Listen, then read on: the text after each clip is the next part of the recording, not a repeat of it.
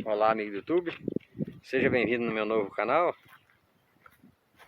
Hoje, galera, nós viemos aqui em Cianorte visitar o túmulo do meu avô aqui, que faleceu em acidente em 1970. E após 6 meses faleceu minha avó também.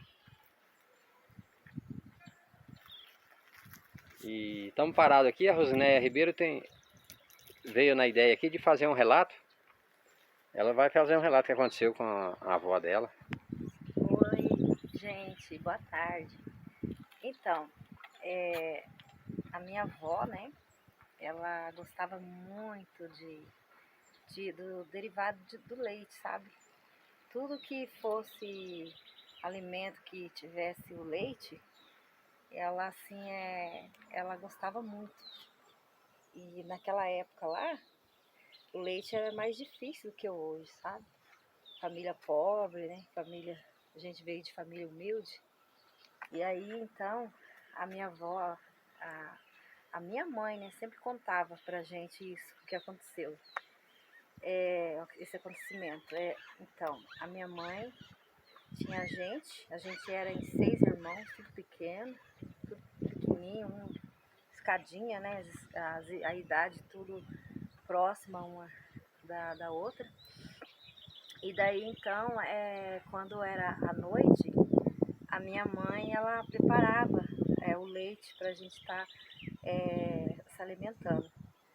E um dia desses, né, a minha avó tinha acabado de falecer, fazia o quê? Não tinha nem uma semana, 3, 4 dias após a morte da minha avó. E a minha mãe, como sempre, todos os dias ali, antes dela pôr as criançadas, né, para dormir, aí então ela preparava o leite.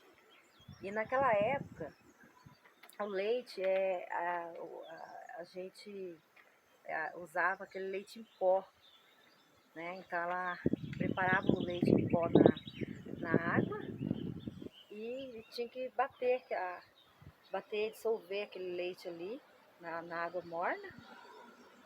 Então daí a minha mãe, ali à noite, preparando aquele leite para a criançada, aí a minha mãe começou a lembrar da mãe dela, que é a minha avó, né? Que tinha falecido. E ela estava triste ainda por a avó ter falecido há 3 dias, mais ou menos assim, antes. E a minha mãe ali preparando o leite, ali batendo o leite ali na água morna, ela começou a lembrar da mãezinha dela, né? Ela começou a pensar, poxa vida, mas minha mãe gostava tanto de leite. Tanto que a minha mãe gostava de tomar o leite e ela não está aqui mais para tomar esse leite. E ela se entristeceu com aquilo, né, pensando na mãe, e preparou o leite, amamentou a gente, tudo ali, deu o leitinho pra gente, e ela foi dormir. Aí, isso quando ela deitou na cama, ela apagou a luz da cozinha. E a luz, não, na verdade, naquela época lá não tinha energia, a gente não tinha energia, né? A gente usava aquela lampiãozinho que fala, né? Lamparina. Lamparina. Era isso daí que o pessoal usava, né, naquela época. Então ela apagou as luzes e aí ela notou que continuou assim, sabe? Apagou tudo, ficou escuro. Mas aí quando ela seguiu pro quarto, aí ela notou assim que a cozinha estava clara, sendo que não tinha luz alguma ali na cozinha, e estava clara na cozinha. E o quarto já ficava bem próximo ali da cozinha, né?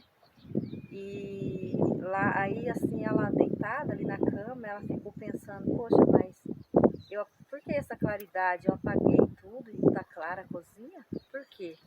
Ela não entendia o porquê daquela cozinha tá clara.